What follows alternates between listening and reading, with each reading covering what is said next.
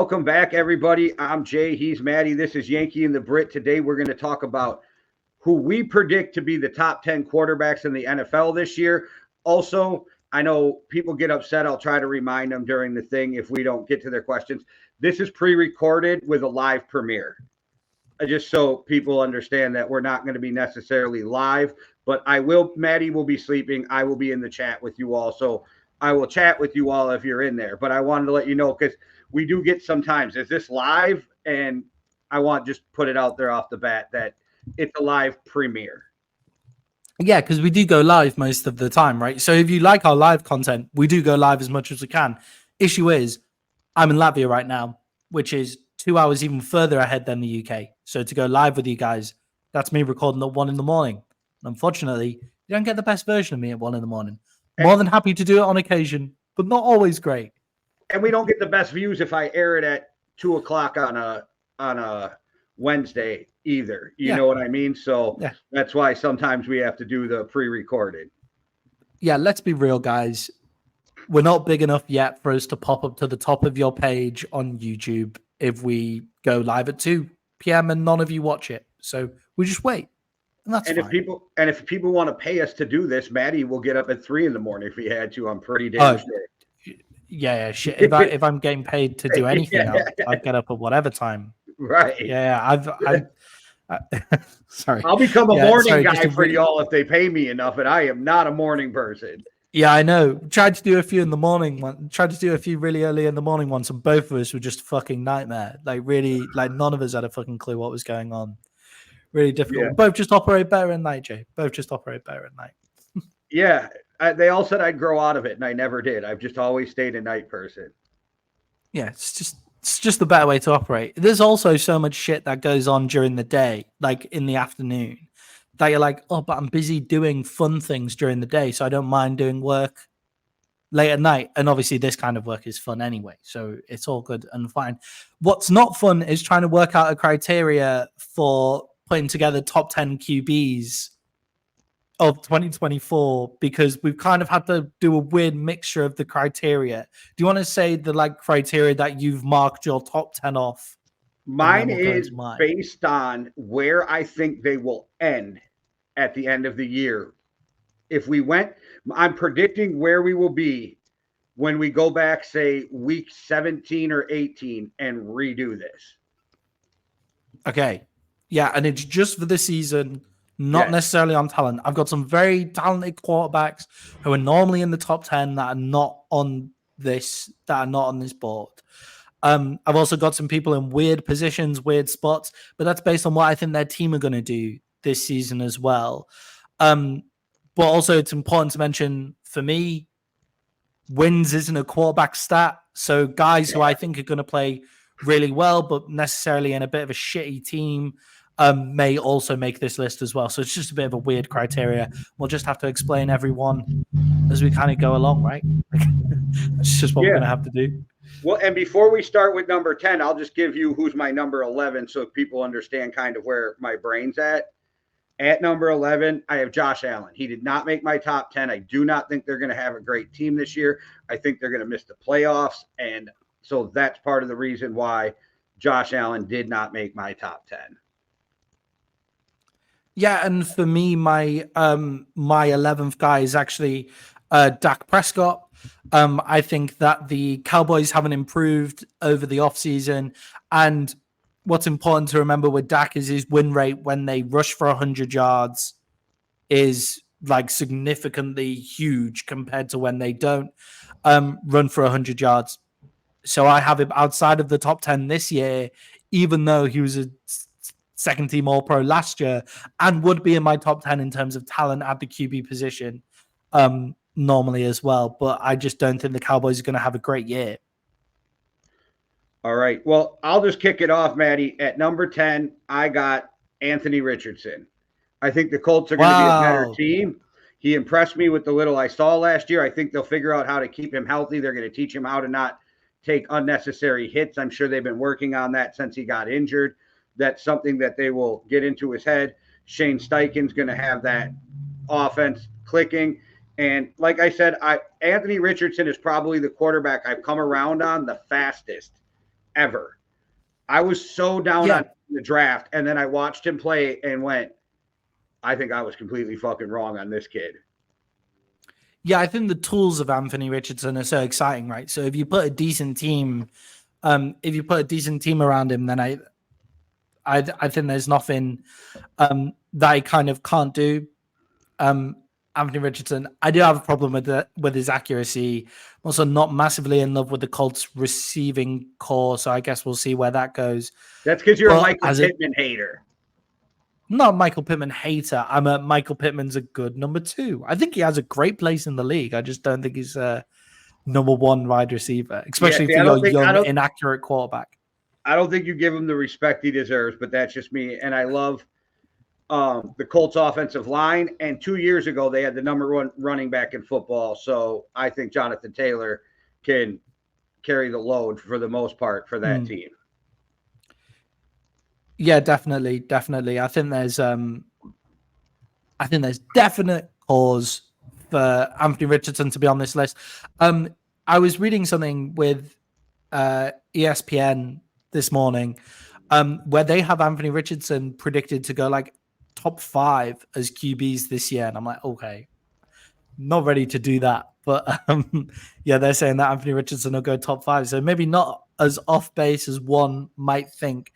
Now here I was toying. I'm actually going to move Dak Prescott down to 12 because I have somebody else at number 11 who's just popped into my mind as I was writing this thing. I was toying between 2 of Detroit's darlings, Matthew Stafford and Jared Goff at number 10.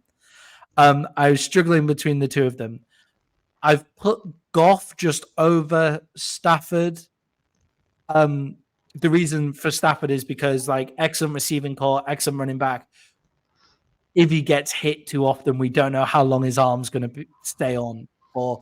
And the Rams' offensive line has been really up and down, whereas Jared Goff has been to a Super Bowl, has been to an NFC Championship game now as well, has been paid, what is it, $53 million a year. Second highest paid behind Joe Burrow in average yearly money.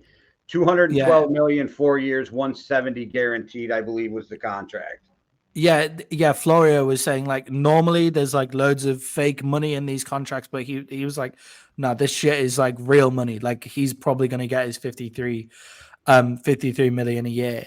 I think being paid by a quarterback like Jared Goff is a big deal for him. And I think with Amon-Ra St. Brown, I think with that offensive line that they've put together, I think with that defense that they've got, that they're starting to build in Detroit, I do think he's going to have a good season. That doesn't mean I think Detroit are going to make it to the NFC Championship game again. No, but Detroit paid Sewell, they paid St. Brown, and they paid Goff. So they paid 3 of their guys very well. This is the year or next year. This year or next year is the years that they've got to get it done when you look at their salary cap. Like if they're going to get it done, they get it done now. I think Johnson is gone.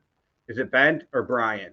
Brian Johnson, Ben Johnson, the offensive coordinator. I think he's gone after this Ben year. Johnson, and he is who I have more faith in than I do Dan Campbell. We had watched Dan Campbell implode last year. And ever since the Dallas game, Dan Campbell made some of the worst fucking decisions in coaching. And he cost his team a Super Bowl in that NFC Championship game with his coaching. Yeah, everybody says Dan Campbell won them games by that strategy needs to go and look back at it and think win-loss ratio because, he won them a couple of games, but he lost them. Like the NFC Championship game, he 100% lost them by not kicking the ball. The Cowboys game, he probably lost them for not kicking the ball.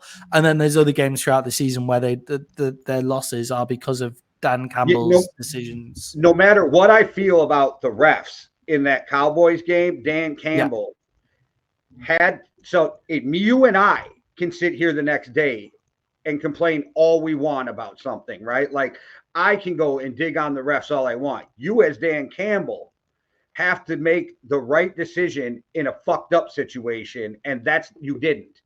You were in a bad situation and you made it worse. And I still am picturing that ball moving back and him just not at some point going, I'm going to kick this field goal. Yeah.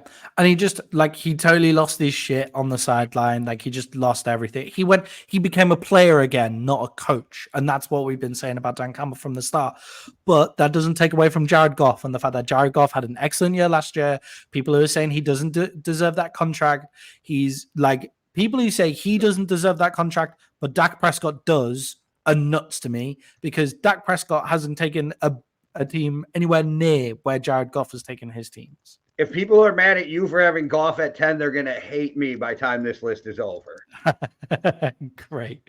That is good to hear. Right, okay. Number 9. Number 9, Matthew Stafford. That makes sense to me. Go on. I got Stafford. I think him and McVay are made for each other. And if he stays healthy, he's got a ton of receiving weapons. They've got good young running back.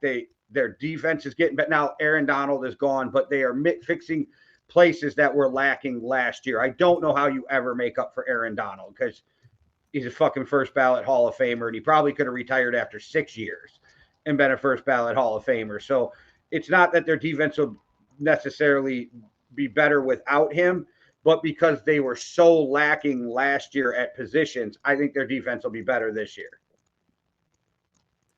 Yes. Their defense was lacking in so many positions. And the Rams defensive coaching staff do not get enough credit either for the work that they do because they have been fixing over some gaps, right? Matthew Stafford has 2 extremely quarterback friendly wide receivers in Puka Nacua and Cooper Kupp as well, like 2 extremely friendly wide receivers. That offensive line last year was good, above average, all right, like fine. But it, for some reason, has this ability to totally implode to one of the worst offensive lines we've ever seen. So if they fix up that issue on the offensive line, make it more consistent, Matthew Stafford is by far and away one of the top 10 quarterbacks going into this season. But I worry about the offensive line and the fact that Stafford has taken so many hits in his career that we don't know when the last one is that's going to end his career. He wants a new contract too. And so I think that's always something to watch when a good quarterback is playing for a contract. Yeah, that is true. They always put their best seasons out there. Did the Rams draft a running back this year, or am I making that up? I don't believe so. I believe they're sticking with, I forget the kid's name now off the top of my head because Kyren Williams. Yeah. They did. They drafted Blake Corum at 3rd round. Okay, I was just looking. I remember being really pissed off about that. Yeah, they drafted Blake Corum, which I thought was a really strange decision. And people are saying, "Oh, Kyren Williams, his fantasy grades will go right down. His fantasy grades will go right down."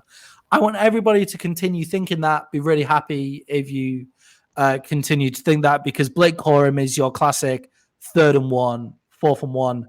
Smash it over the line, and Kyren Williams will still be the main running back there.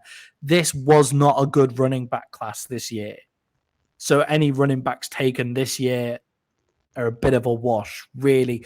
And saying that, we'll now have one of the better running back classes of the entire. Right, but you got guys like Daniel Jeremiah and them who are like, what you're going to get in undrafted as an undrafted free agent is equal to what you could draft in the 4th round. Yeah, exactly. Like those guys in the 3rd, 4th rounds are the guys who got the hype on podcasts throughout the year, on news agents throughout the year, and they played at the big schools like Brooks played at Tennessee. They showed out at the combine too. Yeah, they showed out at the combine. Obviously, Blake Corum, a big love at Michigan, and apparently really great locker room guy and everything. So I'm sure he'll help the Rams. Look, if McVay's drafting a guy, I'm happy to say that he was the right guy to draft. That's our policy on grading Rams drafts from now on. All right. Who do you have at number 9? So at number 9 for me, I have Kyler Murray.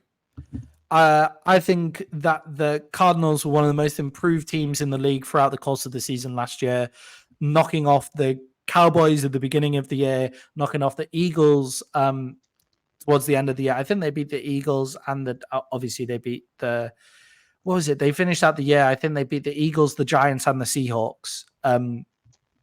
to finish off the end of the year. And that was they with dog walked the Cowboys, but that was before. Exactly. They dog walked the Cowboys at the start of the year as well. Yeah, no, but definitely. And that was before Kyler Murray was back as well. So they're a hard fighting team. The coach out there has got them playing so fucking hard, man. What's his name? Ex-Eagles. Gammon. Yeah, he's the one they had to give the pick swap for, but I can't think of his name off the top of my head because they tampered with him. But Kyler Murray showed he was utter class when he came back. And wide receiver room additions, he was doing that with a wide receiver room that nobody in the NFL thought could work at all. But Trent McBride showed out at the tight end position, thought he was really good. And now they have the additions of Zay Jones from Jacksonville, who is a really good third wide receiver, and Marvin Harrison Jr., who by all accounts is incredibly QB friendly wide receiver as well. Runs great routes. Yeah, I think it's that's what I mean. Neighbor. Marvin Harrison Jr. though. Yeah. So Malik Neighbors and Rome Odunze are the exciting wide receivers. What Kyler Murray needs is a guy who can run a good route and will be there for Kyler's first option, right? Because if Kyler has a first option, we know his second, third option, he can just take off and leave you down the end of the field. I might be completely wrong, but I just worry about Marvin Harrison Jr. separating. Yeah, I think I see him. The fact that more people haven't been comparing him to Amari Cooper is mad to me. And I think it's just because of the hype of him being, you don't want the first wide receiver that comes off the board to be an Amari Cooper, right? Like, you don't want his comp to be Amari Cooper. That's not what he's not the most exciting guy, but fuck me, like runs a perfect route every single time. And if the route is designed well, he'll get separation. Yeah, Jerry's still got to be kicking himself for that one, but so stupid. But so Kyler Murray, I think we'll see a return to form for Kyler Murray, especially now he's back off that injury as well. I don't have a problem with the pick, but Kyler Murray is another guy that didn't even make my list. I think that makes sense. I think I was like, I could see Kyler Murray not making the list for most people, right? But I could see you being right and him being a top 10 quarterback too. So exactly. I don't have a problem with it. Like 2 seasons ago, we were talking about him being top 10 QB, like possibly top 5 QB, one of the best quarterbacks in the league, and then all of that stuff happens with he needs to have Xbox written out of his contract and everything like that, and then he gets injured and all of that kind of stuff. But he came back last year, and the Cardinals look like a different team. They are so dysfunctional.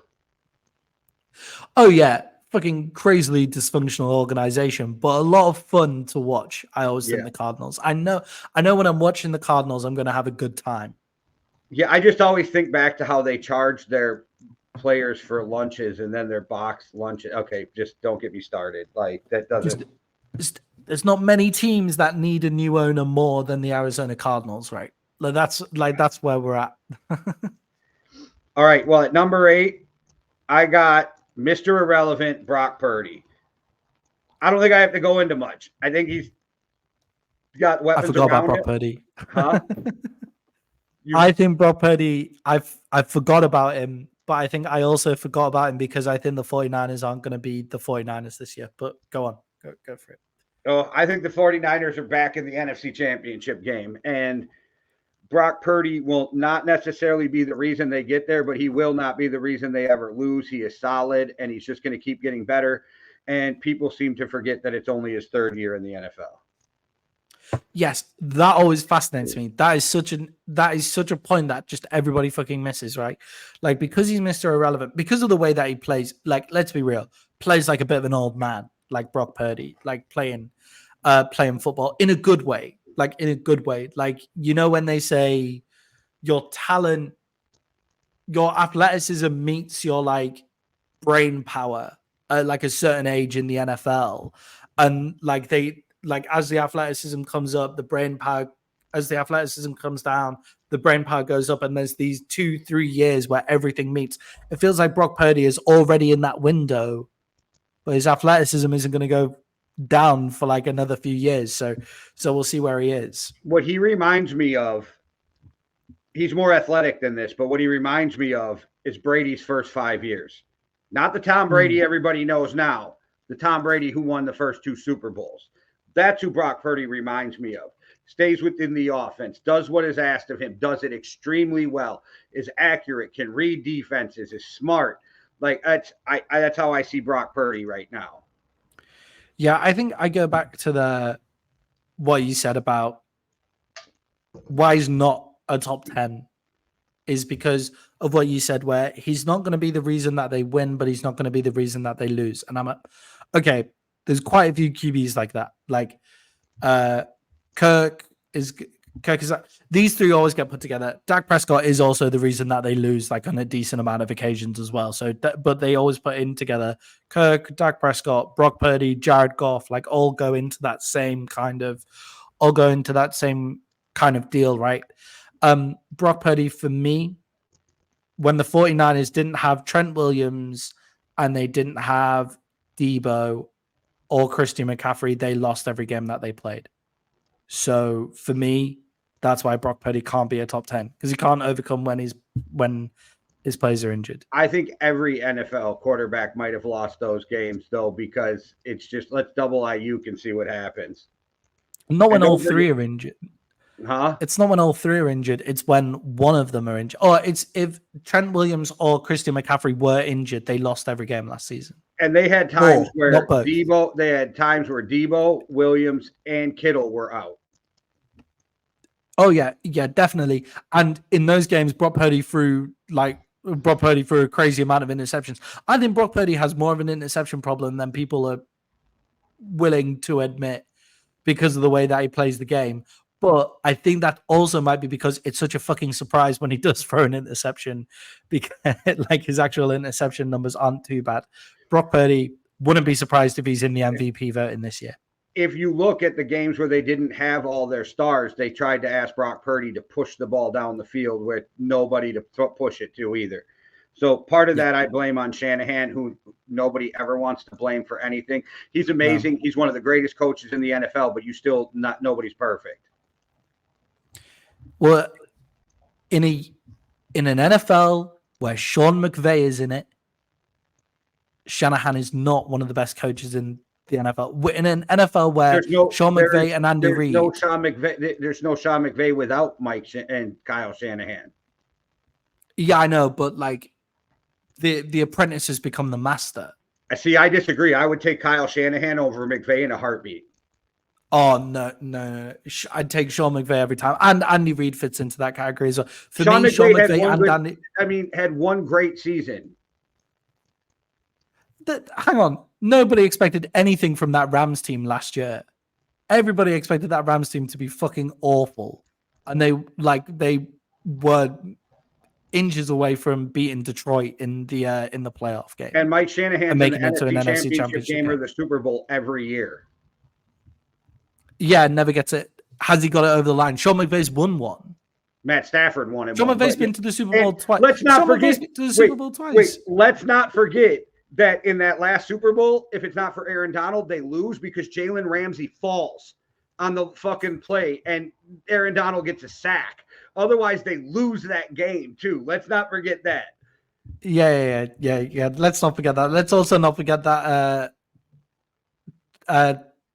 Kyle Shanahan was the offensive coordinator for the Atlanta Falcons team that let the Patriots back in, and all they had to do was run the ball, and he refused to. And I blame him too, but why was Dan Quinn not going, hey, what the fuck are you doing? Because Dan Quinn also isn't a very good head coach. That's the issue. We all know Kyle Shanahan was the head coach of that football team. Shanahan is the best coach in the NFL right now with Belichick out. We're really arguing over really split. We're nicely debating. I don't think it's an argument. We're nicely debating probably the two of the greatest coaches of all time. I think Andy Reid and Sean McVay are a little ahead of Kyle Shanahan because Kyle Shanahan doesn't have a Super Bowl. I think that's a fair. I don't know if I think McVay's a top 5. We'll have to go through that someday. I think he's great. But you just great said podcast. in history. Like, I don't even think he's in the top 5 in the NFL. I didn't in the NFL currently. I think he's one of the greatest coaches in the history of the game, but I don't think he's like. I'd have to go through the fucking top coaches of the history of the game to get his rank. But when we're talking history of the game, we're allowing like top 15, top 20, right? Because the game's been a long time. Yeah, I'm just thinking right now because I can think of 3 coaches right off the top of my head I would take over McVay. But okay, that's a podcast for another time. Yeah, gone off. That's a great podcast topic. Comment when you want us to do that podcast topic, and comment your top 5 coaches in the NFL right now, and we'll see what people come out with. All right. Well, you're at number 8. Who do you got? Well, we're only at number 8. Oh, holy shit. Yeah. At number 8 for me, I've got Aaron Rodgers. It's actually kind of high for me. This around where Aaron Rodgers kind of sits for me. Aaron Rodgers hasn't thrown for 300 yards in about 837 days. And everybody's saying his arm is the reason that he'll get them through. I mean, I know he was injured last year. Guys so like Aaron Rodgers will still be slinging the ball at 80 because they throw with their arm. Guys like Kirk Cousins throw with their body, and as soon as their body starts going, they're fucked. Yes, we say that. Kirk Cousins has thrown for 300 yards. Even if you take out Aaron Rodgers' injured season last year, Kirk Cousins has still thrown for 300 yards more recently than Aaron Rodgers had. It's been 800 days since Aaron Rodgers has thrown for 300 yards. Phil Simms convinced me Kirk Cousins is going to fall off a ledge this year because he won't be able to get behind his throws. All right. Well, Kirk Cousins isn't in my top 10 list either. So it's. But Aaron Rodgers, I think it's for more mental stuff. Aaron Rodgers to me is like Dan Marino. He'll be able to sling it at 80. Like 100%. Brady too. Brady throws with his arm, not his body. Like 100%. I don't know whether that 300 yards. I'm not saying it's a comment on his arm being off. Like, I don't think that's the case. I think it's a case of the way that he thinks about the game now is so differently. We call like certain quarterbacks dink and dunk, right? He just dinks and dunks it down the field, hasn't thrown for 300 yards in 850 days because he doesn't take the risk. He doesn't take the shot down the field anymore. Let's be fair. He was injured 4 plays into fucking last year. Yeah. And the year before that. It's a whole season. And the year before that, Green Bay didn't give him any veteran receivers. Did he not still have Devontae Adams the year before that? No. Right. Okay. Yeah. It was Christian Watson and it's difficult. Romeo Dobbs were their 2 receivers. Christian Watson is only a downhill threat. So but Christian Watson played like ass the first 9 games of his career too. Like that. To be fair, he might have hit 300 yards if Christian Watson caught that first catch of the season against the Vikings, right? That's like 100 yards in one play. Patrick Peterson got fucking scorched that first play too. Didn't know what was hitting, but it is a testament to Aaron Rodgers' greatness that I've got him 8th in this list, in a list that doesn't include Brock Purdy, that doesn't include Dak Prescott, that doesn't include Kirk Cousins, that doesn't include. I'm not going to give any more away than that, but doesn't include that level of guy, right? And Aaron Rodgers is 40. Like that really speaks testament to Aaron Rodgers. My main problem and why I don't have him higher is I don't have faith in the Jets' rebuild entirely, and I don't really have faith in Robert Saleh. Like, I think their offensive line, they've taken Tyron Smith from the Cowboys, who couldn't string 13 games together in a season for the past 5 seasons. I can't remember the name of the other guy at tackle has completely lost my mind, but he's 40 as well. Like, so if Aaron Rodgers can keep standing up, then sure, that'll be great. But the Jets are just a totally dysfunctional organization and have been for a long period of time. So let's see if Aaron Rodgers can overcome that dysfunction. And what has Robert Saleh done to say that he's a good coach as well? Yeah, but that's the thing. Aaron Rodgers isn't going to let Saleh coach.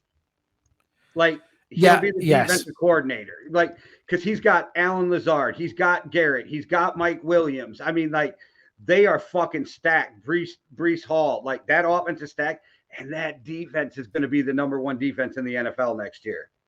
That is the point, isn't it? It's how many points do the Jets actually have to score to win games? And I forgot they took a Fashanu as well, didn't they? They took Fashanu in the draft. Who I really like as an offensive tackle, will be sat on the bench, will come in when Tyron Smith is out there. Look, I think the Jets are going to go to the playoffs, which is a big improvement for them. I think they'll win a playoff game, and then I think they won't make it to the AFC Championship game. I disagree, but that's a whole different. So it's expectation there as well, isn't it? So Aaron Rodgers falls because the expectation in New York at the moment is Super Bowl, Super Bowl, Super Bowl. So like he falls off for that as well. Aaron Rodgers falls because you're disrespectful.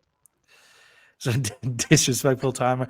I can't forgive him for the amount of times he's just destroyed Cowboy hearts. I'm a Vikings fan, and I already forgave him. You need to get over it. Like no. It was a catch, Jay. That's just all I gotta say about it.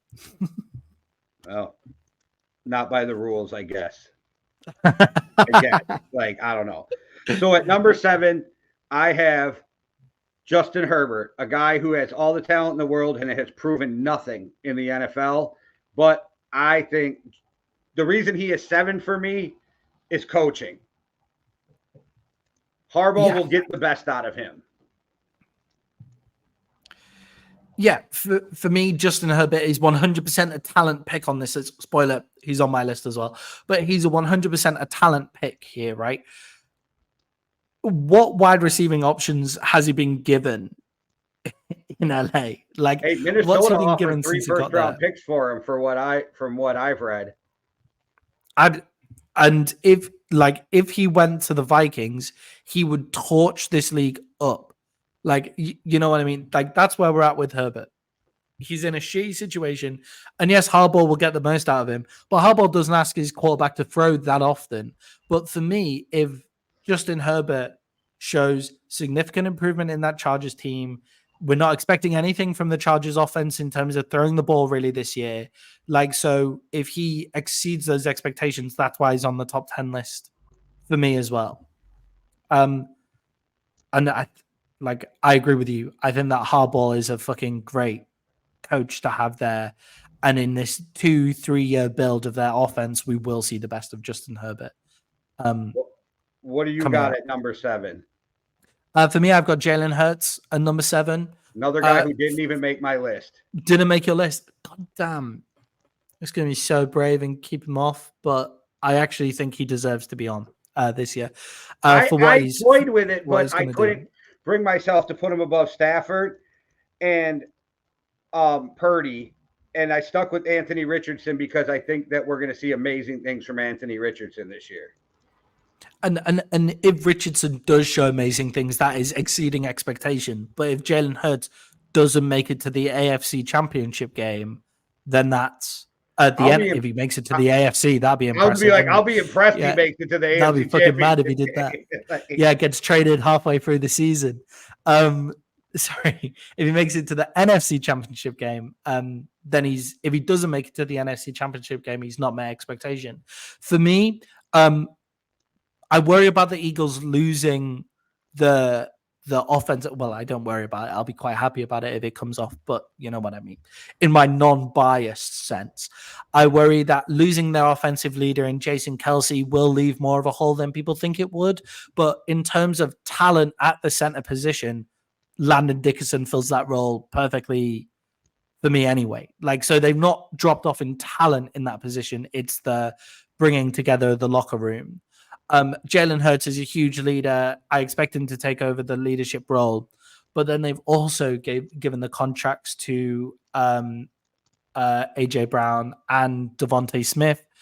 This year they've got their offense sorted, and then you have Saquon Barkley in behind that line, and Jalen Hurts will play perfectly off that play action that they've got with Saquon Barkley. So I think that Hurts.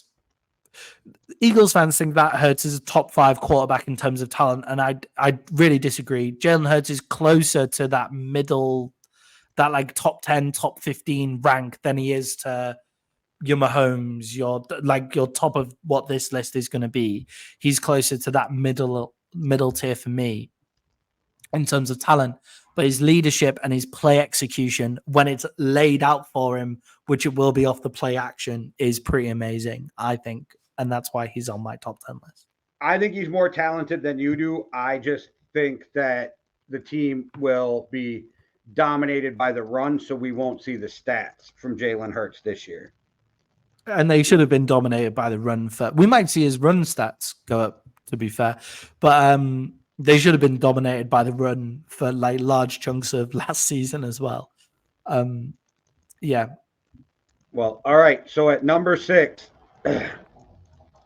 let's just go back to the NFL draft and do as they do in Detroit. Jared Goff.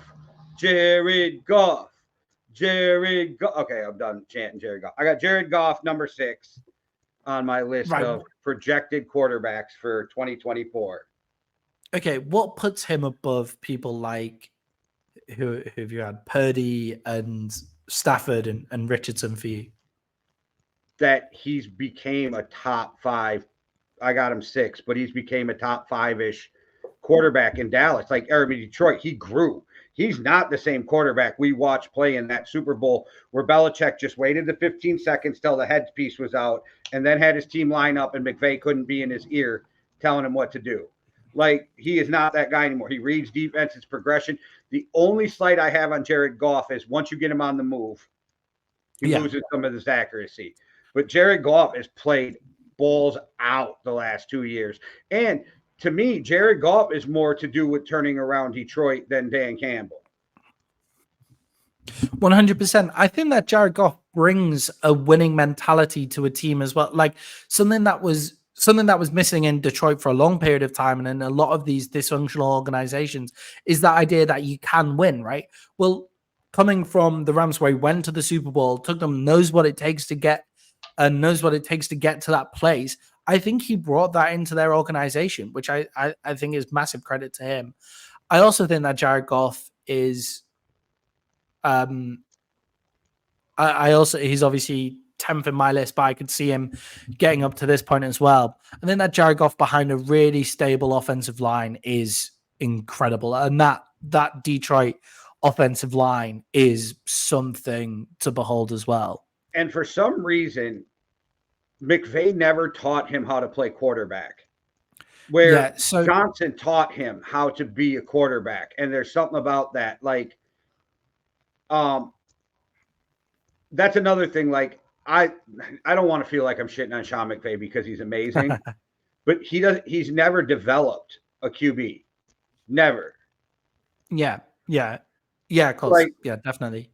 So that's kind of the thing. Like, I mean, they literally gave up 2 first-round picks to get rid of him. Yeah. So what? So what I think about that is that for Sean McVay's system and what he wants to run, he just wants a quarterback that just knows what the fuck they're doing. Like it's like the same with Shanahan, right? It's like, man, just follow the dots. Like just follow the X's and O's and we will win this game. And Jared Goff wasn't necessarily able to do that. And I heard this term 2 days ago. It's called a bulldozer parent, where instead of, so like you've heard of like a helicopter parent that just like fucking buzzes around their kid all the time, like, and just buzzes around and doesn't really let them do anything. Dragging dads, but yeah, I know what you're talking about. But a bulldozer parent is someone who like just smashes everything out the way so their kid has the easiest path in life, but then that leads to the person not knowing what the fuck to do when shit hits the fan, when something bad happens, like they don't fucking know what to do. And that's what happened with Sean McVay and Jared Goff. Jared Goff was making it too easy. Sean McVay was making it too easy for Jared Goff. Jared Goff got used to it and didn't know how to deal when shit hit the fan. Whereas now you can see him checking out, you can see him doing all of that kind of stuff, and he's really grown as a quarterback. All right. Well, who do you have at number 6? For me, and I'm not overly comfortable about it, I've got Josh Allen at number 6. And the reason that I've got him at number 6 is, like, there is no denying that he probably throws the most beautiful ball in the NFL. Like, he is like an athletic monster and everything like he basically runs the Bills offense entirely, and nobody is expecting anything from the Bills this year, or nobody should be expecting anything from the Bills this year. He has no weapons, and if he shows that he can like throw guys open, if he shows that he can still be that athletic monster and all of that kind of stuff this year, then I think he has a big cause to say, look, in terms of talent level, I'm one of the top 5 quarterbacks in the NFL. So I'm not expecting loads from him this season because of the offense, but I think if he shows that he's got some, like if he gets that offense to work at any point, then I think he has a top claim in terms of talent to be that high. Just for the record, Rodgers throws the most beautiful ball in the NFL, but yeah, okay. I think they all throw there's guys who can just fucking launch it out there. Do you know what? That might be my least favorite thing about Aaron Rodgers, but it's what makes him the fucking best it's what makes him unbelievable, one of the greatest quarterbacks of all time. Just watching a guy just fucking flick it like 70 yards. Fuck you, man. It's like Michael Vick, but way more accurate. It is wild because Michael Vick just flicked his wrist and could throw that thing fucking 80 yards. Like, yeah, it's like the most impressive thing about Aaron Rodgers is how he can throw the ball fucking out of bounds from anywhere on the field. So that like you never sack Rodgers. Like you've got him, he's going down, and then he flicks it to the sideline, which is like 30 meters away. That weird little jump hop to get his feet, like his hips twisted, and throws it while he's still in the air. It's wild, but yeah. I don't have a problem with you having Jared Allen there. I just don't have him on my list because I think this is going to be a train wreck of a season. See, I thought the Bills were going to be a train wreck last season, and to be honest, we're kind of right. They got pretty lucky in a few games, in my opinion, that got them to the playoffs. They shouldn't have got anywhere near it. They weren't a talented enough team to get anywhere near the playoffs. You're my witness. I warned them Bills Mafia 2 years ago what was going to happen with Stephon Diggs. Stephon Diggs. Yeah. It was the exact same thing that started in Minnesota. I watched the whole thing play out the same exact way. Yeah. So yeah, and do you know what? Like Josh Allen doesn't help that situation at any point. You would think that you kind of got it when Stephon Diggs was like mad at Kirk Cousins, right? Because like not the coolest guy, not like the most athletic guy and all of that kind of stuff, right? But Josh Allen, like you look at him and you go like, right, you are talent-wise one of the best quarterbacks in the NFL because of like the tools that you've got, and we can do crazy things together and all of that kind of stuff. And Josh Allen wasn't able to help that situation in terms of his leadership skills either. But when a person doesn't want to be freezing their ass off most of the time of the year, then I guess it's difficult to make them stay. Well, I knew they were in trouble when Josh Allen screamed at him on the sidelines. Yeah, didn't like that. Okay, we're moving into the top 5. So at number 5, and I almost put this guy lower, it's just his past has made me put him higher, and I'll let you ask the question. You're going to ask why. I got Joe Burrow number 5. Okay. Why that low is what is it should what be lower. I think he's going to fall off. That wrist injury, no quarterback has ever had that surgery. AJ Hawk, Darius Butler, and a couple other guys have had this injury, and all have lost 50% or more of the motion in that wrist. Yeah, and like his injury, Joe Burrow's injury proneness is you're gonna get to a point with the Bengals this season where if Joe Burrow is injury prone, they're gonna have to start looking for somewhere else. Like next year, the Bengals should realistically draft a quarterback. I'm worried I'm surprised about they didn't motion like that. Yeah. They saying that like AJ and all of them are like, I lost 50%, if not more, of the motion in my wrist, and Joe Burrow's already saying it's day to day with how his wrist feels, and every day is different. And I'm like, and then Darius Butler was saying it restricts the blood flow in that injury. And what happens is your hand goes numb. You can't squeeze as hard. You lose motion. You don't have the motion. That's his throwing wrist. Yeah. And the big thing about Joe Burrow is when he was playing the best, it's because it's fearless. Like when Joe Burrow is playing the best, it's because he's got his ego, he's swaying around and everything like that, and he's just like that fucking guy.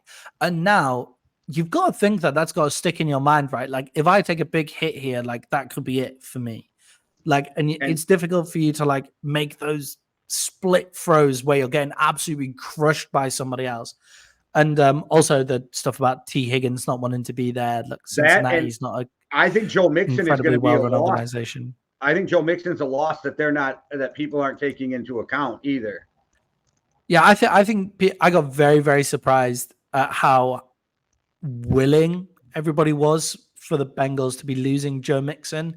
Like, it seemed like Joe Mixon started to get a lot of hate, and I think that was coming a lot from, like, the fantasy corners of fans. Is it weird, though, that people are like, Joe Mixon sucks, get rid of him? And then the same people are like, he signed with the Texans. That's the greatest fucking thing the Texans could have fucking done. It's like, you can't have it both ways. It's either he sucks or he doesn't. Like, you know? Yeah, exactly. It's because you've taken him out of Cincinnati and you go, whoa, he's in the Bengals. Look, the Texans are around the same quality of organization as the Bengals. Realistically, last year they were, but now it's fucking crazy. I'll take the GM and coaching staff in Houston, and I never thought I would say this a couple years ago. Yeah, as we were all crushing, what's his name? It starts with a C. Their GM from New Sirianni. England. No, it's not. No, I almost said Sirianni too. It's I'll get it. We were all crushing him for all the dumb shit he did, and then didn't give him time because it doesn't help that he was crip walking and all that shit in church too. But he turned that fucking team around. Yeah, he turned that team around. And I'm not a big fan of defensive head coaches, but I do love DeMeco Ryan. Yeah, and do you know what? This is a real positive for, like, the NFL has always had this mantra, not for long. I've got to win now. I've got to win now. I've got to win now. The Texans went on a 3-year rebuild, and and the Lions have done the same thing. Like, went on that 3-year rebuild where it's like, we're shit. It's going to take us 3 years to get there. And there's some other teams that can learn from that instead of jumping from thing to thing to thing. If you've never really been successful, then just take the 3 years, man. Like, to rebuild, like the 3 years of sacrifice. The first year is clearing house. You'll probably be even worse in your first year. It's getting rid of everyone. And then the second year is drafting depth and depth and depth. And then the third year, all you've got to do is add in a few pieces. The Texans add in, who I imagine we're going to talk about at some point soon, CJ Stroud. And it all goes really well for them. Who do you got at number 5? Oh, sorry. Yeah. So No. So for me at number 5, I have Justin Herbert. I think that Justin Herbert is probably one of the most, has one of the most potentials for growth in the league because of the shitty situation he's been dealt. I think people are giving the Chargers too much credit for saying that Justin Herbert hasn't accomplished anything. Like, he hasn't accomplished anything. Like, I fucking get it. I fucking get that he hasn't accomplished anything. But you've got to look at that organization as well. And the fact that they had Brandon Staley there for so long, who was just looked like he was losing games on purpose as well. And Justin Herbert has put them in positions to win, and it's not been taken care of. And now you look at the wide receiver room that they've got, and you think, holy shit, who's he going to throw to? So in the same spot as Josh Allen, where I've got this incredibly talented guy, where if he gets anything going this season, I'll be very, very impressed. All right. So we're at number 4, and I got the guy we were just talking about, so I guess I don't have to go into too much, but CJ Stroud at number 4 with Tank Dell, Nico Collins, Stephon Diggs, who wants a contract and who's going to act right for at least a year. They got a deep running back room with Mixon and holy shit, just Pierce. Damon Pierce, yeah. Yeah, and I mean, they have a really good backup quarterback too, if you're looking for backup quarterbacks with experience. So their defense played out of their mind and were great last year. I think they're just going to get better under DeMeco. So I don't think that we see any kind of fall off with CJ Stroud. Yeah, I've got him at 4 as well. CJ Stroud too. We've agreed on one. Got him at number 4 as well. I just think the Texans were so ahead of where they should have been last year. Like last year, it should have been the building year to where they ended up getting to by the end of that year. And I think Tank Dell, is a huge reason for that. So when he comes back and with Stephon Diggs, and look, I think we might get to the point now where Stephon Diggs goes, okay, like this is it. Like I'm out of the fucking freezing cold in Buffalo. Like I'm in a big city. I'm in a big market. Like this is what, like his brother's just down the road in Dallas as well. Like I think this move to Texas is kind of the move he's been looking for a while. I can't see why there would be a huge drop off in CJ Stroud. Also got to mention Larry Tunsil. They have one of the best left tackles in the league as well. And there'll be no changing towards that. He came into the league as the most quarterback ready out of the two in Bryce Young and between Bryce Young and CJ Stroud. He was probably the most NFL ready there, but we expected a lower ceiling from CJ Stroud, a higher floor and a lower ceiling. Well, it's turned out he has a ridiculously high ceiling as well. I think he's at this point in the league. I had no idea what to think of him coming out of the draft. None. No. I didn't know where to think or what to do. So I think I got to enjoy it because I had zero expectations either way. Yeah, also important to mention Bobby Slowik has also remained there. A lot of people were suggesting that Bobby Slowik might go get a head coaching job somewhere else. Then this is a really good move for Bobby Slowik to stay. Being perfectly honest, probably not ready for a head coaching job yet. But I think it's really important for CJ Stroud, that continuity. It's wild how everybody avoided that commander's job like it had a fucking disease. Yeah, yeah, I know, right? Fucking him and Ben Johnson both were like, nah, we're good. Him and Ben Johnson. And Jesus, so forgetful. This is when you get out of the loop, guys. This is what happens. Tennessee Titans head coach last year, who started the league this year, Vrabel. Exactly, Vrabel avoided the job as well. Belichick's still out of the fucking league. Like, this, like you look at this and you go, "Oh wow, that commander's job is real horse shit." Like nobody wants to work for Josh Harris. Okay, let's keep it moving. Yeah. So. On to number 3. At number 3, I have 2-time MVP Lamar Jackson. Yeah, I mean, what else is there to say about Lamar Jackson at this point? And people don't give him the credit he deserves. But now Lamar Jackson has Derrick Henry in the fucking backfield as well. Like, and I told people coming out of the draft to watch Zay. Nobody trusted me, and I was like, Zay can play you guys, and he's going to be their number 1.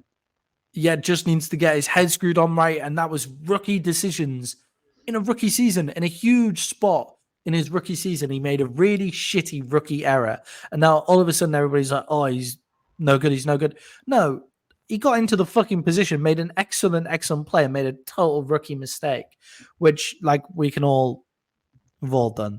I'm never going to be mad at a guy for trying to score. Yeah, exactly.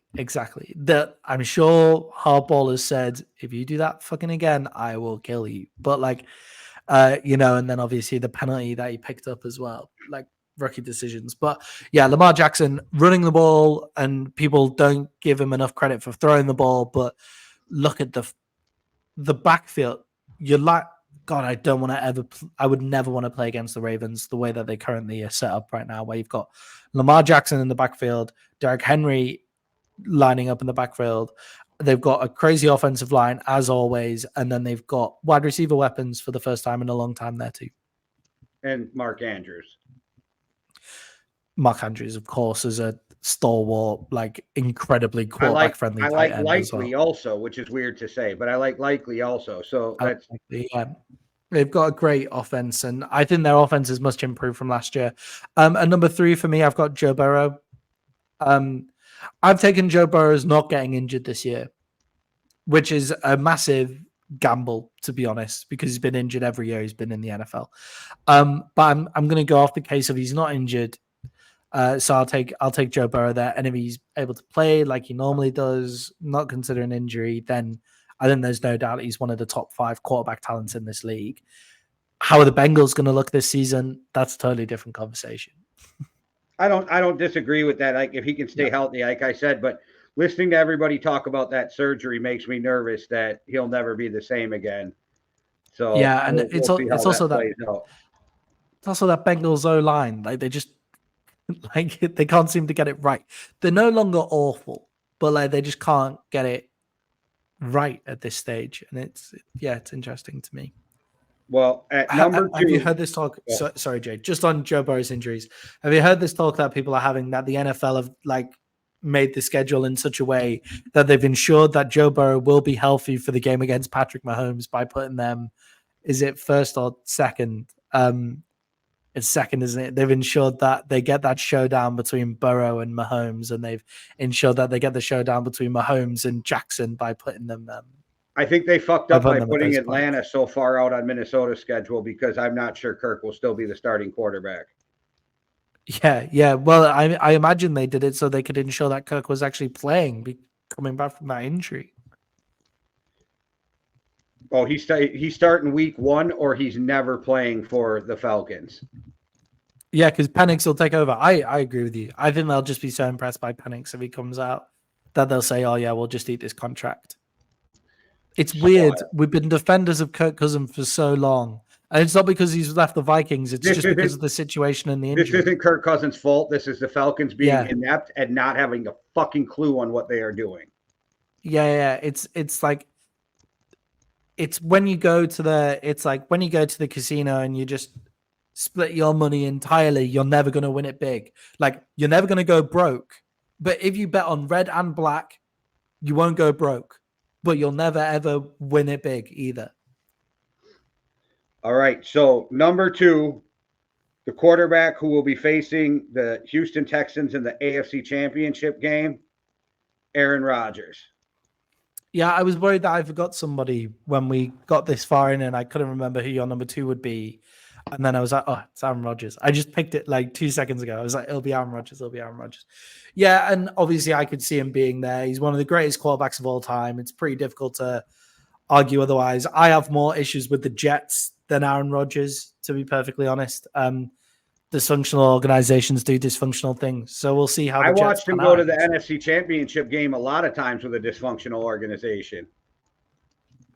I think the Packers may be one of the most successful organizations in the NFL. So it's a bit difficult to call them a dysfunctional organization If compared you to go the back fucking and Jets, look what right? Gutekunst did through Aaron Rodgers' whole tenure, dysfunctional. I mean, without him, they took the youngest team in the NFL to the playoffs, won a playoff game as well. Without him, on the for road. the 5 years before that, they're picking number 1 every year. Yeah, that is so incredibly true. Oh, notice how Jordan Love isn't on the list for either of us, unless he's your 1. Spoiler alert, he's not my 1 either. I've just thought about that. A lot of really good quarterbacks in the league at the moment, and it's the bottom half that are horrific, but like a lot of really good quarterback play in the league. Hey, he's up for I a can see Aaron Rodgers contract being right there. now. He's up for a contract right now. He's going to want $55 million. So go ahead, Green Bay, fork that over. And Atlanta, look, this is what you're going to have to deal with Penix. 1 year of a decent contract, and then you're going to have to pay him because you're fucking inept and don't know what you're doing. Yeah, and these are not even the two same situations because, one, they picked Jordan Love 20th. Also, Aaron Rodgers was established. Kirk Cousins hasn't even taken a snap with that team. Yeah, the other part of that is like, the other part of that is you just brought Kirk Cousins in for a huge money deal. Aaron Rodgers wasn't on like crazy money. Like you've just brought Kirk Cousins down on a huge deal with an injury. Like there's no way that the organization are going to like that at any point. And I think we're also just hurting for Michael Penix not having his opportunity to start for the Raiders, right? Yeah, because I do kind of find it poetic that it's happening to Kirk, but I do feel bad for Penix because there's somebody who had spoke to Kirk's agent. Kirk's agent said if he'd have known that, he'd have never left Minnesota. Too fucking bad. Bye.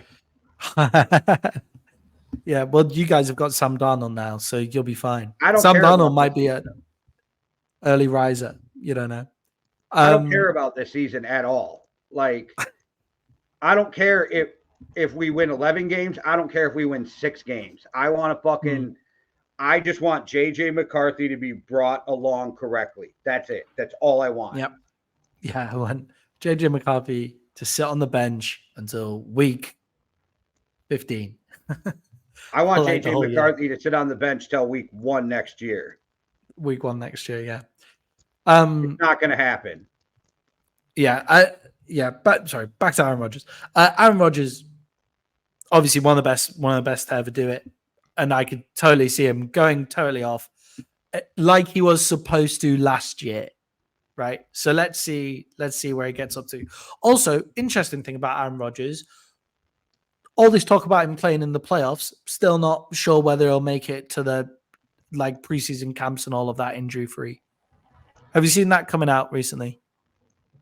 Yeah, but who's saying that? Because Rodgers had said in that podcast that he'll be their full participant. Yeah, I'm not sure where that's coming out. I've just thought it'd be quite an interesting thing. It's difficult to trust Rodgers, at the moment with all the stuff he puts out. Also, I don't know. He says crazy shit, but I never found Aaron Rodgers to lie. He seems about the vaccine, right? He lied and said he had the vaccine. No, he lied. He didn't lie. He said he was immunized. He never said he had the vaccine. Right, okay. He's allergic to any of the mRNA ones, right? He was going to take the Johnson & Johnson. No, that makes sense. Motherfucker started dropping. He did some alternative immunization. Yeah. And yes, he played word games, but it was so he didn't get fined for the shit he was doing. Yes. There's also the things like omitting information. But yes. Yeah, if you want to say you lied by omission, then okay. But yeah, exactly. Everybody knows what was meant to happen. But yeah, also full respect to Rodgers, wouldn't be unlike him to lie and go just not turn up for preseason camp, right? Like he did it in he wasn't lying in Green Bay. He just said, I'm not going in Green Bay and decided to go do ayahuasca in the hills. But if he does show, and he should because he's got to get with it with his wide receivers. He was there for their OTA shit before the draft. Yeah. And that fucking preseason game that he had with Garrett Wilson last year was terrifying to watch and should have been terrifying for everybody.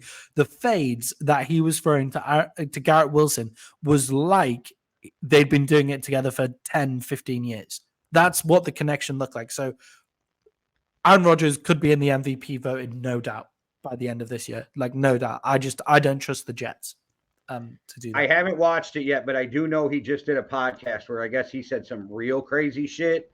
So I still have to go watch this. It just happened this last week. When you find it, send it to me and I'll watch it. It's nothing about football either, just in life, some real wild takes. So sounds great. Let's do a reaction video for it. Send it over to me and we'll do a reaction video. It sounds great. Number 1. Well, you got at number 2. You said. Oh, sorry, Lamar Jackson. I figured, but I wanted to make to make sure left Lamar Jackson off the list. I didn't think that was going that route. But I think Lamar Jackson deserves to be second, 2-time MVP. The definition of a dual threat, doesn't get the credit that he deserves for his throwing ability at all. Is technically one of the most accurate quarterbacks in the NFL. And the way that the Ravens are set up, I think they're going back to the AFC Championship game. All right. Well, with number 1, and we both have Mahomes. Yeah. The only thing I'm going to say is this is a guy with 3 rings, went to the Super Bowl 4 out of 5 years.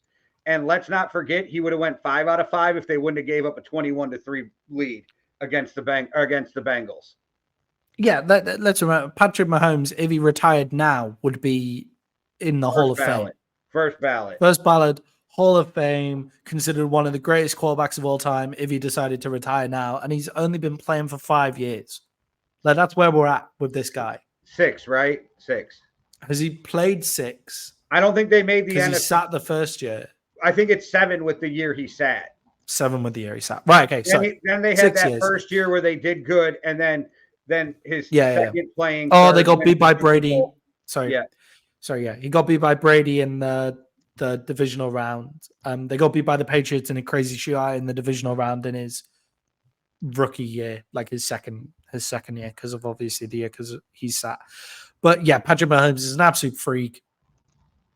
Best quarterback in the NFL by quite a long way, in my opinion. If you Not think necessarily about in it, terms of talent, but just in terms of resume. in the playoffs, he's only lost to Tom Brady and Joe Burrow. That's just crazy. There's also the thing. This is Nick Wright's big thing at the minute for the Texans. That pretty much everybody in the AFC outside of Aaron Rodgers and CJ Stroud has had their postseason ended by Patrick Mahomes. And at some point, like all the big contenders. Rodgers has never got to play against Mahomes. They've never played against each other. Their teams have played, but they have never been on the field at the same time. That's interesting. Yeah, but Patrick Mahomes is the best. Now, how are the Chiefs going to go this year? Because a lot of turmoil. Never write off the Chiefs. They shouldn't have been anywhere near winning it last year, but their defense was fucking incredible. I'm going to say this like it's a fact, but we all know it's not. He loses in the divisional round to Aaron Rodgers. All right, okay. I think that, yeah. I can't go against the Chiefs making it to the fucking Super Bowl and winning it. The Jets are going to have the number 1 seed, so we'll see how that goes from there. And they have a murderous first 9 games. They fucked the Chiefs like pretty early this year. Well, they fucked the Jets too. The Jets have out of their first 7 or 8 games, they have 5 or 6 standalone games, be it Monday Night Football, Thursday night. They really stuck it to the Jets. Yeah, they're expecting Aaron Rodgers to fucking murderous first half of the season too, brutal. Yeah. But then Minnesota's got a 7-game stretch where they could literally win all 7 games, so it's a weird. Yeah. The Cowboys have got to go up against the AFC North, which I'm not too happy about. But Tom Brady calls Tom Brady's first game ever announcing. Yeah, he does. It's the Cowboys Browns. Yeah. Fucking slagged off Dak Prescott in the first 2 seconds of doing it as well. He's like, Dak Prescott might get it done finally. Fuck you, man. Yeah, he took shots at Mike McCarthy and Dak Prescott in that first one. It was funny. You want to see a good podcast? Watch him on The Pivot this week. He was just on The Pivot with Ryan Clark and those guys. Really good podcast. Will do. Yeah, Brady fucking hates the Cowboys. He hates that they're called America's team when the Patriots are America's team in his mind, which isn't a horrible take either. The first team ever offered that moniker was the Pittsburgh Steelers. All right, okay, good for them. And you know what? You know what Art Rooney said? Go on. He said, "We're not America's team. We're Pittsburgh's team." And then boom. Very Steeler mentality. Very Steeler. That's ingrained in Pittsburgh. Yeah. For me, Patrick Mahomes is the best. The wide receiver room in Kansas is crazy, but that's never stopped him before. Is Rashid Rice going to be there? I have no idea what's going on with Rashid Rice. How suspended is he going to be? Well, now that he just punched somebody in the fucking face, too. Yeah, exactly. What are you doing? Put the kid on fucking house arrest. Somebody go to his house and just do you remember? I don't know. You might be too young, but do you remember when Pac-Man Jones played for the Cowboys? No, but I've heard about it. They hired a security guard to just go everywhere with Pac-Man. Wherever he went, that security went with him. Yeah, it's fucking it's absolutely crazy to me. This kid is going to be the number 1 wide receiver for the best team in the world. And he's throwing it away. And it's sad to see. I think they lose to the Jets on that Jets defense. I think that Jets defense in the playoffs stopped the Chiefs from. And another reason why is, you know how hard it is to win 3 in a row in the NFL? It's almost impossible. 100%. I've seen a lot of people saying that the Chiefs have become too big for their boots now, have become too famous. I don't think that's the case for the Chiefs. The Cowboys would have done it if Jerry Jones didn't have an ego and fire Jimmy Johnson, but exactly though. But that's when people get egos get in the way. But I don't think the Chiefs are at that point. But that's what people are saying. I don't either, but I do think that they are going to make some nasty defenses if it be the Texans.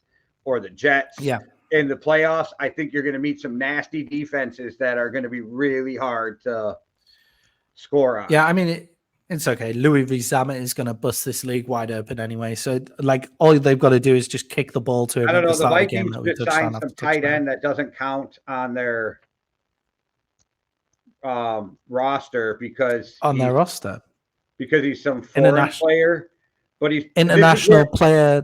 Listen, this is where I get fucked up on this. He's an international player, so he doesn't count on your roster, but yet he's been in the NFL for 3 years. Who is it? Some dude from tight end from the Jaguars. All right, okay. Yeah, they don't count. They don't count if they're. Yeah, but he's been in the NFL for 3 years. How doesn't he not count? No, that makes no sense. You count after the first year. Like you count. Like if you're on the practice squad, you're meant to. I get that. Then you still don't count. As soon as you make that active roster for at least a season, like how do you not? I'm okay with it. It helps us, but it doesn't make any sense to me. Yeah, because the Bills drafted a tackle from the UK in like the 7th round, and the guy's a fucking beast. Like he's a brick shit house. Like, I'm not sure how good he'll be at offensive tackle, but he's just a monster. How do we get but he guys counts. Like, before we get out of here, how do we get guys like Ivan Pace, CJ Ham, all these guys who went undrafted, right? And everybody's like, went after him and paid them big money because we just did it from a kid from LSU again. And everybody's like, best undrafted signing, right? Like he's going to make the team. How do you guys say he's going to make the team, but yet motherfuckers drafted in the 6th round? They're like, yeah, he's barely got a shot at making the team. And shit doesn't make any I never sense. Get that. I never understand that. This is why all draft analysis, in my opinion, is just fucking stupid. Like, I'm glad we do it. I think we do an actually decent job. Though. Yeah. We do it for fun. And I think, like, we do an actually decent job. If you look at the players that we say are going to be good, they usually turn out to be pretty all right. Like, they've been all right. Like, we haven't had a lot of whiffs in the draft since we've been doing this. But fuck me. Like, people who are saying this 7th round guy is an absolute lock to be the starting alignment. It's like, you don't know that. You don't have a clue. Like, after the 3rd round, none of us fucking know what's going on. Like, 4th round, maybe, none of us have a fucking clue who's going to make this team and who's not. Yeah, unless it's some wild player who fell. And you're like, how the fuck did they make it round 4? You know, then you're like, I had dude higher. Then you think, but I'm with you. But they're like, so I forget the kid's name, but it's the kid from UCLA who played the other side of Latu, right? And everybody's like, best thing the Vikings did, they signed him, undrafted free agent. He's instantly going to make the team, which I hope they're right. But then how come nobody drafted this fucking kid? Like Ivan Pace didn't get drafted last year because he was too short, but yet now he's going to be one of the better middle linebackers. Like, the shit doesn't make sense to me. Are we really just like passing guys up because of measurables at this point? Yeah, like at that point, like I get it with like running backs, I guess. Like with running backs, I'm like, okay, like you can say that because you don't spend the 7th round pick, but you know this guy is going to be great. Like, you know it, but nobody else knows it. I get that. But with like fucking linebackers and everything, like a position that is really like overly drafted and really important. I'm still really excited about Dallas Turner. I just got to put that out there. Should be, man. Vikings I am so fucking excited about what they did in the draft. So I'm really excited. I was very happy with the Cowboys draft until I then redid the draft, like myself, with who I would have taken at that point. And I'm like, oh yeah, it could have been quite a lot better, but it's okay. I trust the Cowboys. I was going to say, I hate to be the Cowboys defender, but yeah, Stephen Jones, because I don't think it's Jerry. Stephen Jones does a pretty good job at drafting dudes. Yeah, I remember everybody getting upset. I can't remember the name of the linebacker from Notre Dame. Can't remember his name at all. But I remember all Cowboys fans being super, super upset. And I've just been was just crushing film with him. And I was like, fuck me. Like, this guy can tackle, always seems to be in the right place. Like, he's clearly an intelligent motherfucker. Like, this guy is it. Like, he's our middle linebacker. Like, he'll get shown the ropes by Eric Kendricks, and then after that, he'll be our middle linebacker. And I would have rather taken some different offensive linemen, but I can't evaluate offensive linemen, and the Cowboys seem to be able to do that. So we'll see Also, what happens. Us as fans sometimes don't realize that we're like, we need an offensive guard, but the team's like, our backup guard from last year will be a starter and be fine. Like, we don't all understand that. They see shit we don't. Yeah, it's everybody screaming center, center, center at the Cowboys at the moment. And I'm like, well, one, they might think Beebe can play center, and two, like Josh Ball is in the building, who they might rate higher than the guys that they can draft. Like the Cowboys' offensive line looks completely different this year, but not necessarily much worse. So we'll see. We'll see how it all shapes out. All we know is neither of our team's quarterbacks have made this top 10 quarterbacks list this year. No, but I don't think anybody expected mine to. But I did look at this and go, Dak's not even on my list. Like I said, though, I could have got Dak in at 10 over Anthony Richardson if I really wanted to, kind of thing. So, and it's not a slight at Dak. I actually have you guys in the NFC way too early. I have you guys in the NFC Championship game because of Mike Zimmer. Yeah, for me, Dak Prescott just has such a big drop off when we don't run for 100 yards, when we don't rush for 100 yards. So I guess we'll see how it goes. You're going to do it by committee this year. So maybe you average 100 yards, but you never have 100 yards back. Yeah, that's true. Would like to see Zeke Elliott try and bust out for an 100-yard game, though. That'd be so much fun to watch him. Zeke's going to be, your pound slam the rock, and Deuce Vaughn, is that his name? Deuce Vaughn, yeah. That's the guy you bring out when you need the speed on the edge. It's going to be by committee. So electric player. And I wouldn't be surprised if you guys don't go back to the old Green Bay Packer, a lot of screens, swing passes, that kind of stuff out of your backfield. Yeah, CeeDee Lamb with ball in hand as well out of the backfield is pretty fucking Deuce Vaughn with the ball in hand out of the backfield. I'm just saying, there's guys, they might be looking at it completely different. I think they'll be fine this year. They've, 13, 3 years in a row where they've got 12 wins. So I don't think there's going to be a huge there's going to be a point where guys like Dalvin Cook are going to go, okay, I'll come in for $5 million. Exactly. I mean, we don't have $5 million to give Dalvin Cook, but we'll see. Well, that's easy. You can find $5 million. That's one contract adjustment. You know what I mean? It's Zach Martin's contract adjustment is the running back pay. Yeah. Or just pay CD, get that over with, or pay Micah, and you'll free up some. Okay, that's a whole different. I'll get us out of tangent. We're going to have to do one whole podcast about the Cowboys and one whole podcast about the Vikings, because our fans of those teams will enjoy it, and we'll both have a blast doing it. And one whole podcast about the greatest coaches in the NFL at the moment is what we found out that we've got to do. Yeah. So we'll have a little bit of off-season stuff to run through. Yeah, exciting stuff. So subscribe, hit the button below, wherever that is. It'll feel good. I promise. It'll feel good. Oh, it feels great. It helps us out so fucking much. Comment too, if you wouldn't mind. That helps the algorithm. And let us know if you think we're fucking morons, because I always enjoy those comments too.